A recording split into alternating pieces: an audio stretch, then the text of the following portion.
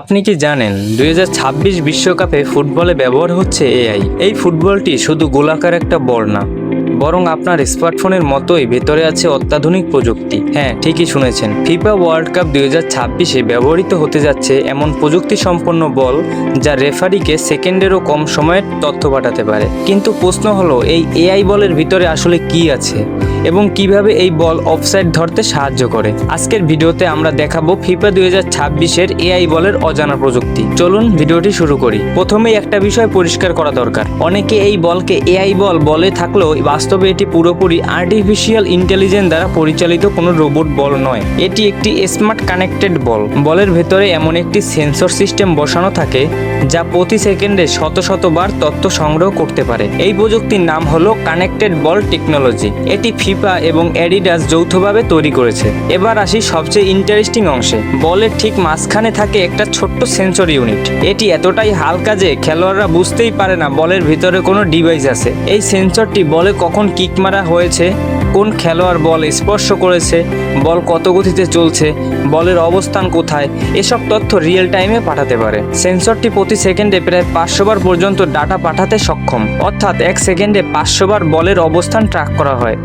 ভাবতে পারেন প্রযুক্তিটা কত শক্তিশালী। ফুটবলের সবচেয়ে বিতর্কিত সিদ্ধান্তগুলোর মধ্যে একটি হলো অফসাইড। আগে রেফারিদের ভিডিও বারবার দেখে সিদ্ধান্ত নিতে হতো, কিন্তু এআই বল সেই কাজ অনেক সহজ করে দিয়েছে। যখন কোনো খেলোয়াড় বল স্পর্শ করে তখন সেন্সর সেই মুহূর্তে সঠিক সময় রেকর্ড করে।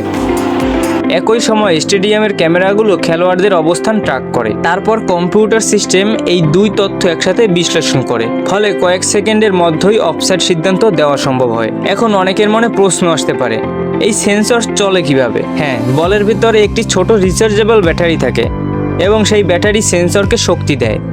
তবে ব্যাটারিটি এমনভাবে ডিজাইন করা হয়েছে যাতে বলের ওজন বা ভারসাম্যে কোনো প্রভাব না পড়ে, ফলে খেলোয়াড়রা সাধারণ ফুটবলের মতোই এটি ব্যবহার করতে পারে। 2022 বিশ্বকাপে এই প্রযুক্তির প্রথম বড় ব্যবহার দেখা গিয়েছিল। 2026 বিশ্বকাপে ধারণা করা হচ্ছে আরও উন্নত সেন্সর এবং দ্রুত ডাটা প্রসেসিং প্রযুক্তি ব্যবহার করা হবে, ফলে আরও দ্রুত অফসাইড সিদ্ধান্ত, আরও নিখুঁত বল ট্র্যাকিং, উন্নত ম্যাচ অ্যানালাইসিস, সম্প্রচার ব্যবস্থায় নতুন ভিজুয়াল তথ্য দেখা যেতে পারে। অর্থাৎ ভবিষ্যতের ফুটবল আরও বেশি প্রযুক্তি নির্ভর হতে যাচ্ছে।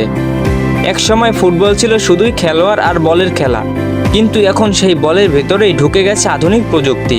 একটি ছোট্ট সেন্সর আজ কোটি কোটি দর্শকের সামনে ম্যাচকে আরও নির্ভুল এবং ন্যায্য করে তুলছে। তাহলে আপনার কি মনে হয়, ফুটবলে এআই এবং প্রযুক্তির ব্যবহার কি ভালো, নাকি এতে খেলার আসল মজাই কমে যাচ্ছে? আপনার মতামত কমেন্টে লিখে জানান। ভিডিওটি ভালো লাগলে লাইক দিন, শেয়ার করুন এবং টেকনোলজি সম্পর্কিত এমন আরও ভিডিও পেতে চ্যানেলটি সাবস্ক্রাইব করতে ভুলবেন না। ধন্যবাদ, দেখা হবে পরবর্তী ভিডিওতে।